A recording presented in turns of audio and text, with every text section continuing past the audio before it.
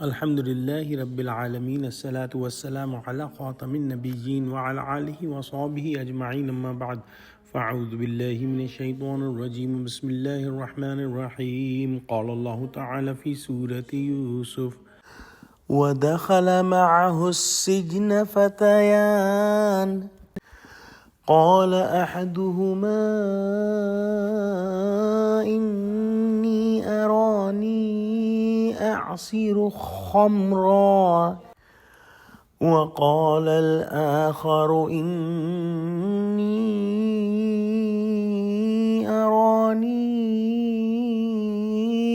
أحمل فوق رأسي خبزا تأكل الطير منه نبئنا بتأويله إنا نراك من المحسنين۔ ترجمہ: اور ان کے ساتھ دو اور جوان بھی داخل زندہ ہوئے۔ ایک نے ان میں سے کہا کہ میں نے خواب دیکھا ہے، دیکھتا کیا ہوں کہ شراب کے لیے انگور نچوڑ رہا ہوں۔ دوسرے نے کہا کہ میں نے بھی خواب دیکھا ہے، میں یہ دیکھتا ہوں کہ اپنے سر پر روٹیاں اٹھائے ہوئے ہوں اور جانور ان میں سے کھا رہے ہیں، تو ہمیں ان کی تعبیر بتا دیجئے کہ ہم تمہیں نیکوکار دیکھتے ہیں۔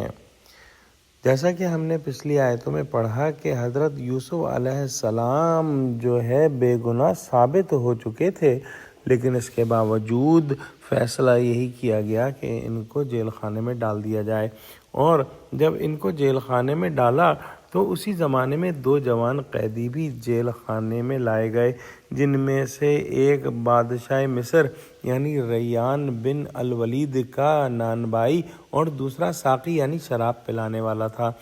دونوں کو بادشاہ کو زہر دینے کے الزام میں جیل خانے بھیجا گیا تھا۔ جیل خانے میں یوسف علیہ السلام کی مروت، امانت، راست گوئی، حسن و اخلاق، کثرت عبادت، معرفت تعبیر اور ہمدردی خلائق کا چرچا تھا۔ یہ دونوں قیدی حضرت یوسف علیہ السلام سے بہت مانوس ہو گئے اور بڑی محبت کا اظہار کرنے لگے۔ ایک روز دونوں نے اپنا اپنا خواب بیان کیا۔ ساقی نے کہا کہ میں نے خواب میں دیکھا ہے کہ میں بادشاہ کو شراب پلا رہا ہوں۔ نانبائی نے کہا کہ میرے سر پر کئی ٹوکرے ہیں جن میں سے پرندے نوچ کر کھا رہے ہیں۔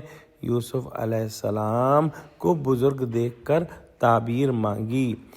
گویا یوسف علیہ السلام جو ہے وہ جیل خانے میں تھے، لیکن جیل خانے میں ہونے کے باوجود ان کی جو شخصیت تھی اس کا جادو جو ہے وہ ساتھی قیدیوں پر چل رہا تھا۔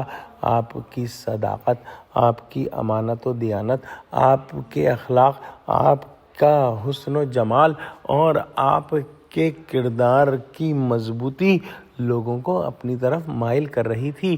آپ کا لوگوں کے بارے میں جو ہے وہ خیال کرنا اور ان کے دکھوں میں شریک ہونا اور ان کے دکھ درد کا مداوع کرنے کے لیے دعا کرنا، یہ تمام ایسی چیزیں تھیں جن سے حضرت یوسف علیہ السلام قید خانے میں مشہور ہو گئے تھے، اور یہ دونوں نوجوان قیدی بھی آپ کی شخصیت سے بہت زیادہ متاثر تھے۔ لہٰذا جب انہوں نے خواب دیکھے اور اس کی تعبیر نہ سمجھ پائے تو اپنی پریشانی اور اپنی الجھن کا ذکر حضرت یوسف علیہ السلام سے کیا۔ یہاں سے ایک نقطہ نکلتا ہے کہ اسلام اور اچھائی اور نیکی کی تعلیم اور اس کی تبلیغ کے لیے ضروری نہیں کہ ہم مسجد کے اندر ہی بیٹھ کر یہ کام کریں۔